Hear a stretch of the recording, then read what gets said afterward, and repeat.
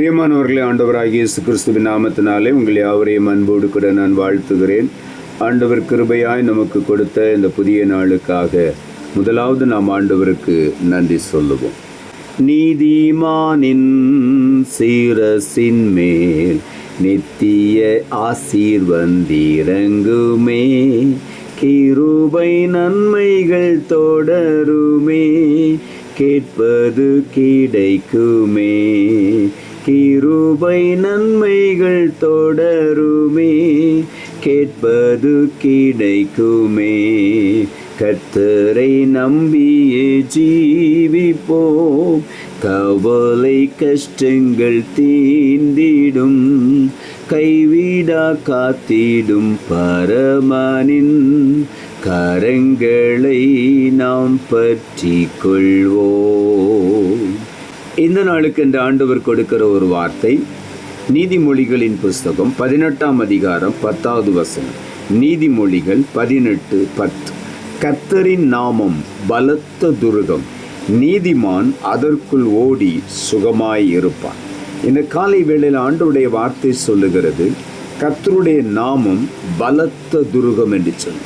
நாம் ஒவ்வொருவரும் ஆண்டவருடைய நாமம் என்கிற பலத்த துருகத்துக்குள்ளே நாம் மறைக்கப்பட்டிருக்கிறோம். அவருடைய நாமம்தான் நமக்கு ஒரு பலத்த துருகமாய் சத்துருவின் எல்லா விதமான பிரச்சனைகளுக்கும் சூழ்ச்சிகளுக்கும் விலக்கி நம்மை பாதுகாத்து கொள்ளுகிறது. ஆகவே தான் வேதம் சொல்லுகிறது, கர்த்தரின் நாமம் நம்மை சுற்றிலும் ஒரு பலத்த கோட்டையாய், ஒரு பலத்த துருகமாய் நம்மை பாதுகாக்கிறது. ஆகவே அந்த பலத்த கோட்டைக்குள்ளே நீதிமான் ஓடி சுகமாய் இருப்பான் என்று ஆண்டவருடைய வார்த்தை சொல்லுகிறது. நாம் அதற்குள்ளே ஓடி சுகமாய் தங்கி இருப்போம். ஆகவே இந்த காலை வேளையிலே உள்ளத்தின் ஆழத்திலிருந்து ஆண்டவருக்கு நாம் நன்றி சொல்லுவோம். சங்கீதங்களின் புஸ்தகம் 8ஆம் அதிகாரம் 9ஆம் வசனம் இப்படியாய் சொல்லுகிறது, எங்கள் ஆண்டவராகிய கர்த்தாவே, உம்முடைய நாமம் பூமி எங்கும் எவ்வளவு மேன்மையுள்ளதாயிருக்கிறது என்று இங்கே ஆண்டவருடைய வார்த்தை சொல்லுது. பூமி எங்கும் மேன்மையுள்ளது அவருடைய நாமம். அவருடைய நாமம்தான் நம்மை சூழ்ந்து பாதுகாத்து கொள்ளுகிறது. கர்த்தராகிய ஆண்டவர், எங்கள் ஆண்டவராகிய கர்த்தாவே, உம்முடைய நாமம் பூமி எங்கும் எவ்வளவு மேன்மை உள்ளதாயிருக்கிறது என்று இங்கே ஆண்டவருடைய வார்த்தை சொல்லுது. அந்த மேன்மையான நாமம் தான் நமக்கு அடைக்கலமாயிருக்கிறது. சங்கீதங்களின் புஸ்தகம் 28ஆம் அதிகாரம் 8வது வசனம் சொல்லுகிறது, கர்த்தர் அவர்களுடைய பலன், அவரே தாம் அபிஷேகம் பண்ணினவனுக்கு அரணான அடைக்கலமானவர் என்று இங்கே ஆண்டவருடைய வார்த்தை சொல்லுகிறது. கர்த்தர் நம்முடைய பலனாயிருக்கிறார். அவர்தாம் தாம் அபிஷேகம் பண்ணின ஒவ்வொரு தேவ பிள்ளைகளுக்கும் அரணான அடைக்கலமாய் அவர்களை பாதுகாக்கிறார். ஆகவே தான் நீதிமான் அந்த செட்டையின் நிழலுக்குள் மறைத்து கொள்ளப்படுகிறார், ஓடி சுகமாய் தங்கி இருப்பான். சங்கீதங்களின் புஸ்தகம் 20ஆம் அதிகாரம் 1ஆம் வசனம் சொல்லுகிறது, ஆபத்து நாளிலே கர்த்தர் உமது ஜெபத்தை கேட்பாராக, யாக்கோபின் தேவனுடைய நாமம் உமக்கு உயர்ந்த அடைக்கலமாவதாக என்று இங்கு எழுதப்பட்டிருக்கிறது. யாக்கோபின் தேவனுடைய நாமம்தான் நமக்கு உயர்ந்த அடைக்கலம், பலத்த துருகம். அதற்குள்ளே நாம் சுகமாய் தங்கியிருப்போம். சங்கீதங்களின் புஸ்தகம் 4ஆம் அதிகாரம் 8ஆம் வசனம் சொல்லுகிறது, சமாதானத்தோடே படுத்துக்கொண்டு நித்திரை செய்வேன், கர்த்தாவே, நீர் ஒருவரே என்னை சுகமாய் தங்க பண்ணுகிறவர். நாம் சுகமாய் தங்குவதற்கு ஆண்டவருடைய செட்டைகள் தான் நமக்காக விரிக்கப்பட்டிருக்கிறது. அவருடைய நாமம்தான் நமக்கு அடைக்கலமாய் இருக்கிறது. ஆகவே சமாதானத்தோடு நாம் படுத்துக்கொண்டு நித்திரை செய்வோம். ஒன்றும் நம்மை சேதப்படுத்த முடியாது. காரணம், அவர் நம்மை சுகமாய் தங்க பண்ணுகிற தேவனாயிருக்கிறார். சங்கீதங்களின் புஸ்தகம் 91ஆம் அதிகாரம் 1 வசனம் சொல்லுகிறது, உன்னதமானவருடைய மறைவில் இருக்கிறவன் சர்வ வல்லவருடைய நிழலில் தங்குவார்.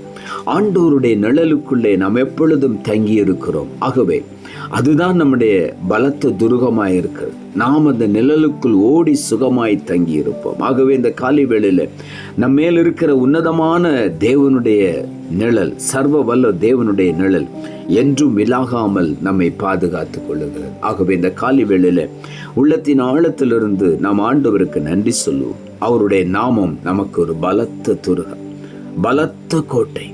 எந்த சத்ருவும் நம்மை சேதப்படுத்த முடியாதபடி, எந்த சத்ருடைய கிரியைகளும் நமக்குள்ள வர முடியாதபடி கர்த்தர் நம்மை சுற்றிலும் ஒரு அக்னி மதிலாக இருந்து பாதுகாக்கிறார்.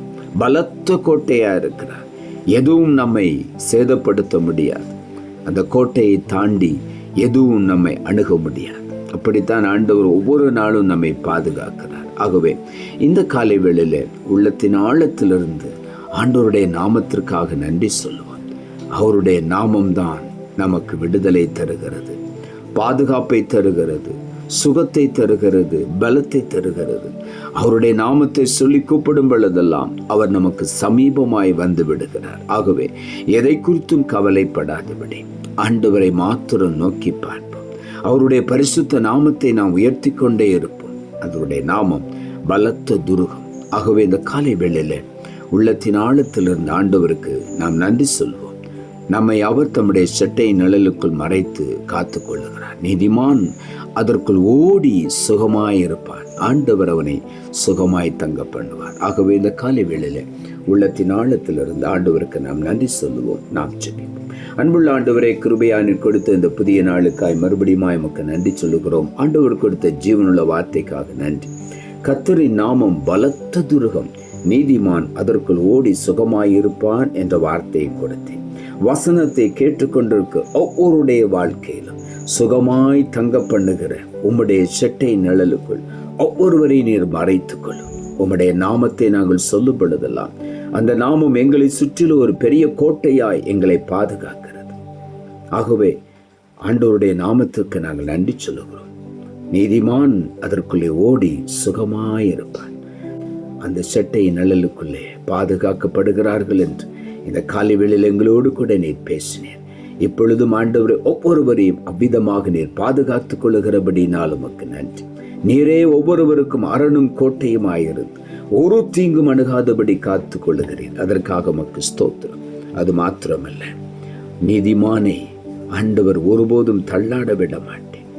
நீதிமானுக்கு எல்லா சுதந்திரத்தையும் நீர் கொடுப்பேன். இந்த காலை வேளையில உம்முடைய சட்டை நிழலுக்குள் வந்து அடைந்திருக்கிற ஒவ்வொருவருக்கும் எல்லா விதமான சுதந்திரத்தையும் மேன்மையும் ஆசீர்வாதத்தையும் சுதந்திரித்துக் கொள்ள நீர் உதவிச்சு. நீர் அப்படி செய்ய போகிறபடினாலும் உமக்கு நன்றி தாழ்த்துகிறோம். இரட்சகர் இயேசுவின் நாமத்தில் ஜெபிக்கிறோம் நல்ல பிதாவே, ஆமென்.